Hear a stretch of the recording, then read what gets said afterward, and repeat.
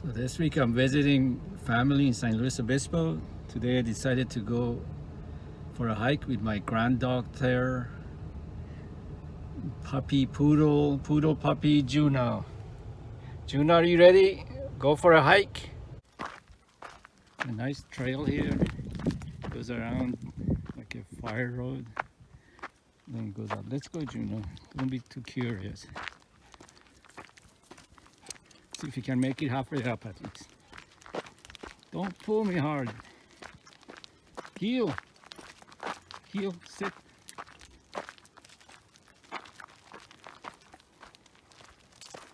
She's a rambunctious puppy trying to guide a 61-year-old grandpa.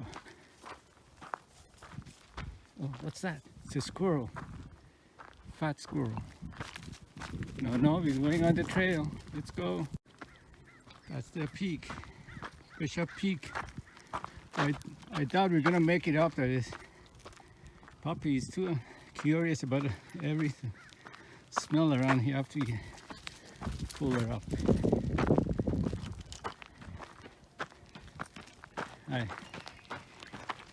Let's go, Juno.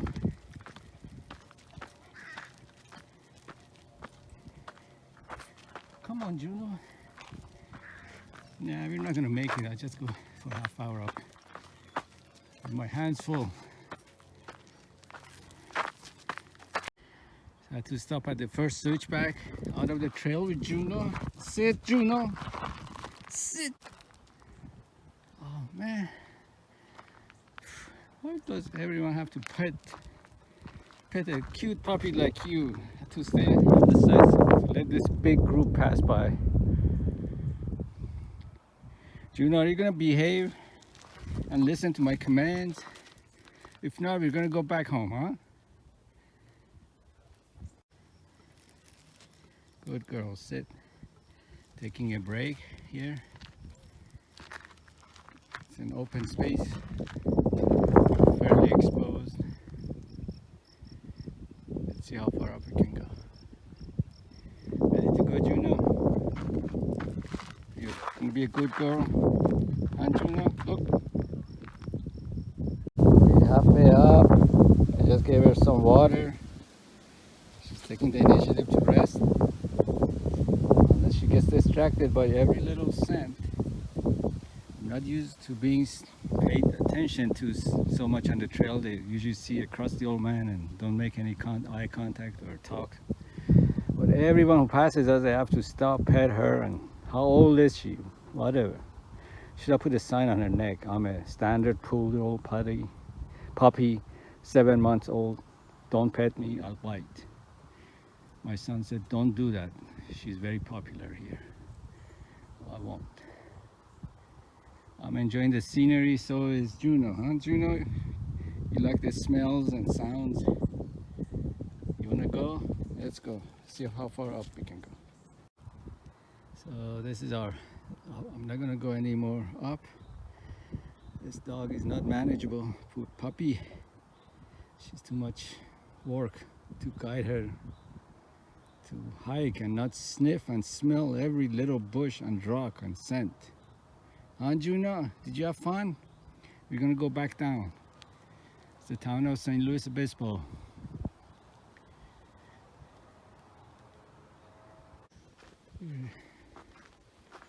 Here's where we're going, Bishop Peak. It's the highest peak in San Luis Obispo.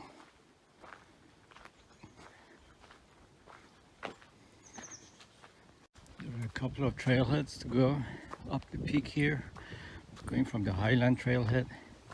Basically park at a residential area. Nicely wooded trail to begin with.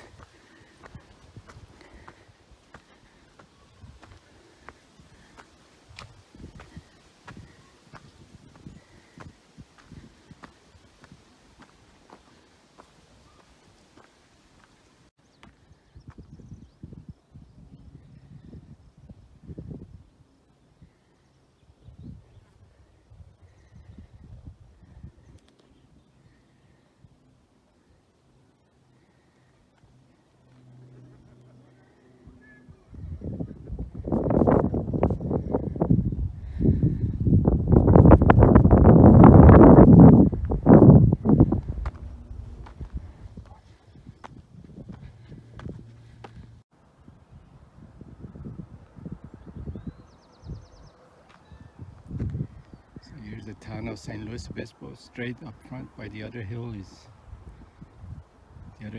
actually, I think it's Cal Poly.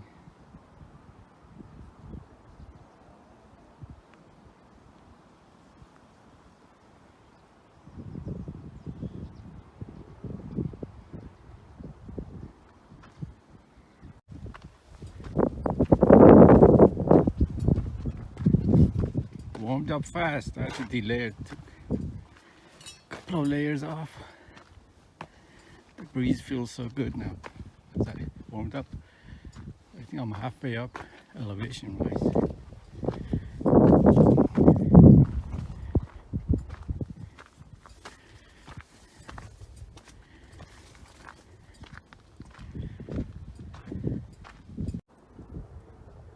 What kind of birds these guys are. They're soaring through the upsloping wind, riding the upslope. Wow, cool. Woo-wee.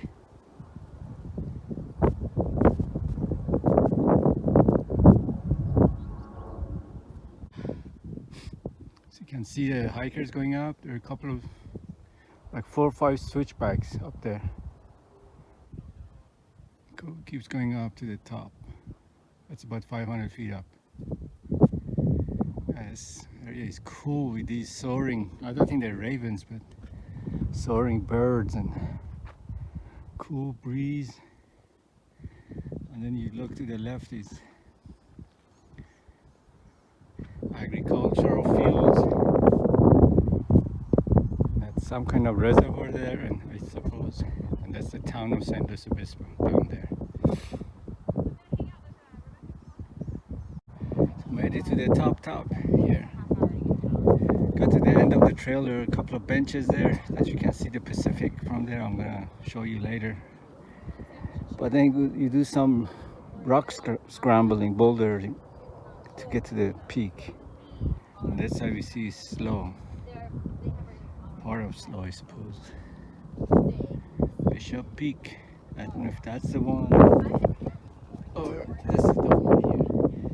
I'm not gonna attempt doing more scrambling because I didn't bring any of my first aid kits or my other stuff in case shit happens to me. I can rescue myself. But it was a good hike. But 1,000 feet up from the trailhead. See, what's that building? Looks like a jail, the one in the front. We check Google Maps, see what's that.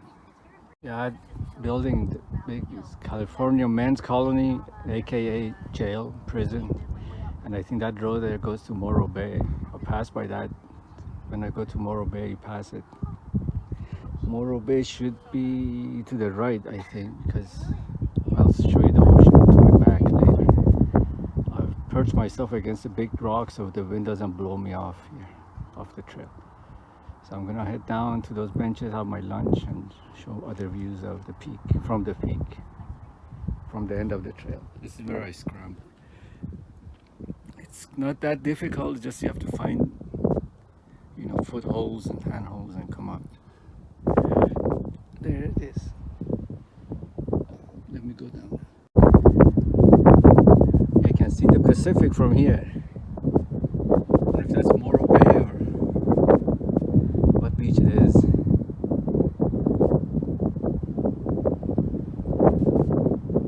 Must be at least 10-15 miles away. As it turns out, to the back of the bench it says end of the trail. You can see the same view where I was up there. So boulders, but I went a little higher, maybe 20 feet higher.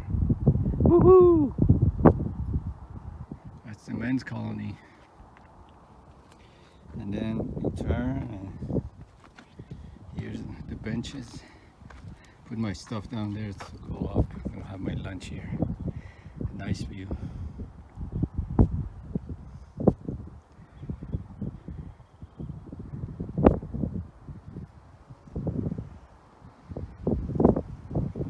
looking at Google Map, that's actually Avila Beach over there. It's a nice beach, very good restaurants. It's like 15-minute drive from Slow. Very good seafood.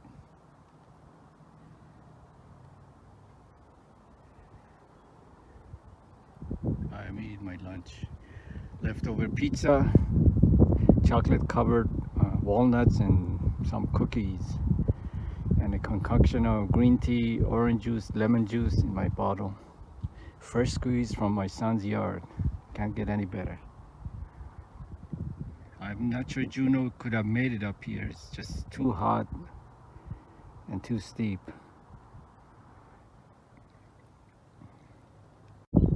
So these peaks, there are 7 peaks in Slow, San Luis Obispo. And then there's another one in Morro Bay. That's a big rock. They're all remnants of the cores of ancient volcanoes that rode up the Pacific plate from like south of San Diego. They made it up here millions of years and got eroded, so that what's left of them is basically these cores of hard, I don't know if they're some kind of igneous rock. I don't think they're granite. They could be granite. So the overlying deposits were softer and got eroded, and the roots of these volcanoes. There's 7 of them, and Bishop Peak is the highest in Slow. I think they call them cerros.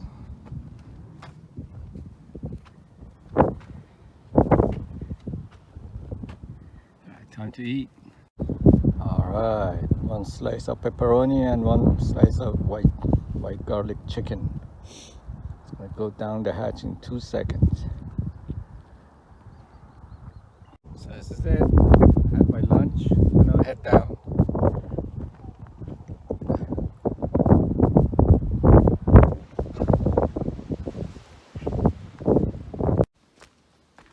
So I'm almost back to the trailhead.